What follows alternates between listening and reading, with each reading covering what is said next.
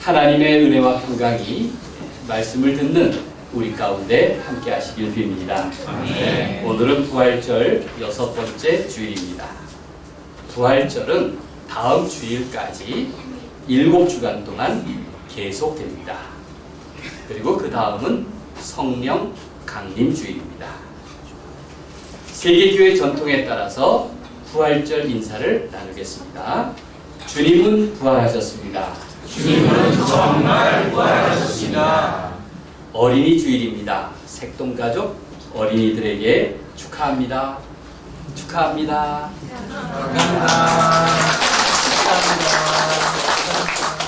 자녀들은 얼마나 귀여운가요?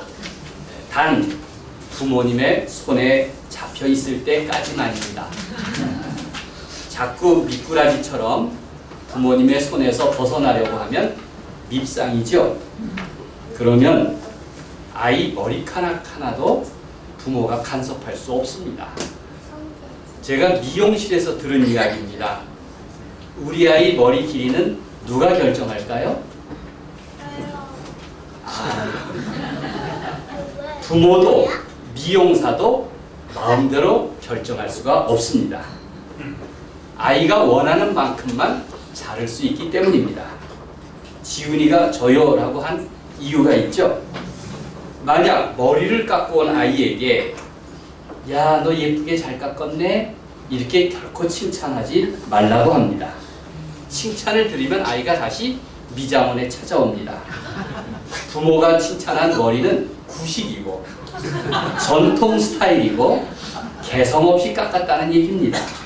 그래서 머리를 다시 깎아달라고 빕니다. 그런데 부모가 너 머리를 어디서 깎았는데 그 모양이냐? 라고 핀자를 주면 아이는 자기 머리가 뭔가 감각적이고 남다른가 보다 이렇게 만족한다고 합니다. 정말 그렇죠? 애들은 다 비슷비슷해 보이나 다 다릅니다. 사실 다른 모습이 장점입니다. 강한 개성이 요즘 경쟁력 아닙니까? 헨리 데이빗 소로우의 일기에서 이런 말을 했습니다. 사과나무와 떡갈나무가 같은 속도로 성숙해야 하는 법은 없다. 민들레는 민들레답게, 제비꽃은 제비꽃처럼 피면 되는 법이다. 그 사람으로 하여금 자신이 듣는 음악에 맞추어 걸어가도록 내버려 두라. 그렇게 말했습니다. 사람은 누구나 고유하고 특별합니다. 에덴 동산 출신이기 때문입니다. 그는 하나님과 연결된 인생입니다. 저마다 창조주이신 하나님의 부르심에 귀를 기울여야 합니다. 오늘 설교 제목은 참 포도나무 가족입니다. 포도나무는 다복한 가정을 표현할 때, 또 가정의 평화로움을 표현할 때 인용됩니다. 그래서 시편 128편 3절에서 이렇게 말합니다. 내 집 안방에 있는 내 아내는 결실한 포도나무 같으며 내 식탁에 둘러앉은 자식들은 어린 감람나무 같으리로다. 이렇게 에덴 동산은 포도나무, 무화과나무, 감람나무로 가득합니다. 포도나무의 특징은 번식력이 좋다는 데 있습니다. 또 포도송이는 풍성함을 상징합니다. 오죽하면 예수님은 스스로 설명하기를 나는 포도나무다 라고 말씀하셨습니다. 1절 말씀을 함께 읽겠습니다. 시작. 나는 참 포도나무요 내 아버지는 농부라. 구약 성경을 보면 포도나무는 물론 포도송이나 포도알 하나도 귀하게 표현하고 있습니다. 예루살렘 성전에 성소 정면에 황금 포도나무가 조각되어 있다고 합니다. 부자들은 그 포도나무에 한 포도송이 혹은 한 개의 포도알이라도 자기 이름으로 만들어서 봉헌하고자 황금을 기부하는 일조차 아까워하지 않았다고 합니다. 시편의 기도자는 포도나무를 위해서 기도합니다. 만군의 하나님이여 구하옵나니 돌아오소서. 하늘에서 굽어보시고 이 포도나무를 돌보소서. 주의 오른손으로 심으신 줄기요 주를 위하여 힘있게 하신 가지니이다 라고 기도합니다. 시편 80편 14절 15절 말씀입니다. 예수님이 나는 참 포도나무요 라고 말씀하신 이유가 있습니다. 예수님이야말로 포도나무가 본래 타고난 기쁨을 시연할 분이라 하는 뜻입니다. 포도나무는 많은 열매를 자랑하고 향기 나는 포도주를 생산합니다. 예수님은 포도나무를 통해 우리 삶에 참된 회복을 말씀하시려는 것입니다. 또 포도나무를 통해서 우리 가정에 진실한 공동체 회복을 약속하십니다. 농부가 포도나무에서 크고 좋은 포도송이를 얻으려면 무엇을 해야 할까요? 포도농사에서 가장 중요한 것은 바로 가지치기입니다. 포도나무는 워낙 번식력이 강해서 그만큼 철저히 가지치기를 잘해야 합니다. 열매 맺는 가지는 살리고 열매 맺지 못한 가지는 쳐내야 합니다. 나무 전체의 힘을 집중시키기 위해서입니다. 그러니 가지치기를 당하지 않기 위해서라면 신실한 삶을 살려고 애써야 합니다. 예수님은 말씀하십니다. 4절 말씀을 함께 읽겠습니다. 내 안에 거하라. 나도 너희 안에 거하리라. 시작. 내 안에 거하라. 나도 너희 안에 거하리라. 가지가 포도나무에 붙어있지 아니하면 스스로 열매를 맺을 수 없음 같이 너희도 내 안에 있지 아니하면 그러하리라. 가지치기 당하지 말고 원가지에 붙어 있으라는 말씀입니다. 예수님이란 나무와 연결된 인생은 복됩니다. 모든 가지의 목표가 열매를 맺는 것이듯 예수님과 연결된 인생은 열매를 보장받을 것입니다. 세상에 스스로 열매를 맺을 수 있는 포도나무 가지는 없습니다. 또 포도나무에서 난 열매라고 해서 모두 진실한 것도 아닙니다. 가장 중요한 것은 예수 그리스도와 연결된 삶이냐 아니냐입니다. 나는 포도나무요 너희는 가지라 이렇게 말씀하는 이유입니다. 예수님은 포도나무와 가지의 비유를 통해서 새로운 신앙의 모습을 설명하십니다. 예수님은 주님이 언제나 하나님 안에 거하셨듯 너희도 내 안에서 친교를 계속하자고 권하십니다. 예수 그리스도 안에서 머무는 삶, 날마다 그리스도와 교제하는 일, 그 가지에 연결되어서 수액과 영양을 공급받는 일, 이것은 풍성한 생명의 삶의 비결입니다. 5절 말씀을 계속 읽겠습니다. 나는 포도나무요 너희는 가지라. 시작. 나는 포도나무요 너희는 가지라. 그가 내 안에 내가 그 안에 거하면 사람이 열매를 많이 맺나니 나를 떠나서는 너희가 아무것도 할 수 없습니다. 우리가 하나님의 자녀요 그리스도의 제자된 삶의 중요한 근거는 바로 포도나무와 가지들처럼 날마다 그리스도와 연결된 생활을 하는 것입니다. 예수님과 연결된 생활은 무엇입니까? 예수님과 교제하는 일은 그 가지가 나무에 붙어있는 생활을 하는 것입니다. 늘 든든한 연결 속에서 친밀하신 하나님의 평안을 누리라는 것입니다. 우리는 늘 일용할 기도, 일용할 경건을 실천하지 않습니까? 아침에 드리는 몇 분의 기도가 하루 종일 내 생활의 방부제 역할을 합니다.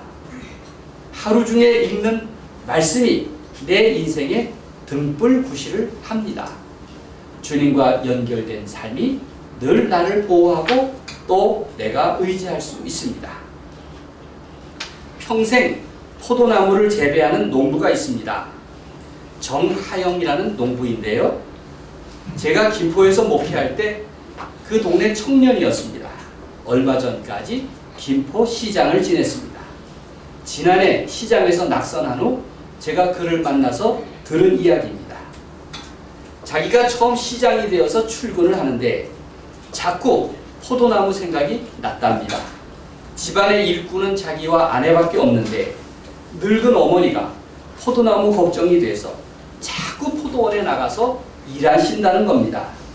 그래서 다음날 아침 일찍 출근하기 전에 포도나무를 다 베어버렸다고 했습니다. 외아들인 그는 일찍 아버지를 잃고 홀 어머니를 평생 모시고 살았습니다. 그만큼 효자였습니다. 그리고 김포시장에서 떨어진 후 다시 포도나무 묘목을 심었습니다. 이제 3년 뒤에 포도나무를 딴다고 했습니다. 그 아내는 천역적 소원과 달리 가난하고 일 많은 청년 농부와 결혼을 했습니다. 신랑은 인천에서 대학을 졸업한 후 바로 고향에 내려와서 포도 농사를 졌습니다. 부부는 김포 농민들의 권익을 위해서 늘 앞장서서 일했습니다. 지금도 김포 사람들을 만나면 고향의 형제들 같습니다. 고맙게도 그들은 하나님은 농부이심을 느끼며 살았습니다. 언젠가 그의 아내가 포도 농사를 짓는 이야기를 했는데 늘 그 고생스러운 말이 실감이 났습니다. 좋은 포도를 얻으려면 농부는 포도나무를 100번은 돌아야 해요. 100번은 포도나무를 돌아야 그 포도에서 좋은 포도를 생산할 수 있다는 얘기입니다. 1년 포도나무 농사를 제대로 짓기 위해 농부는 포도나무를 100번은 돌아야 한다는 말은 예수님이란 포도나무에 연결된 삶의 진실함을 듣는 것 같습니다.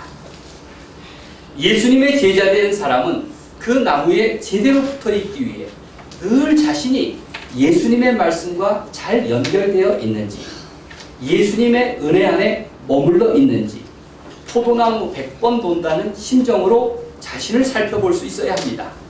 예수님은 이렇게 약속하십니다.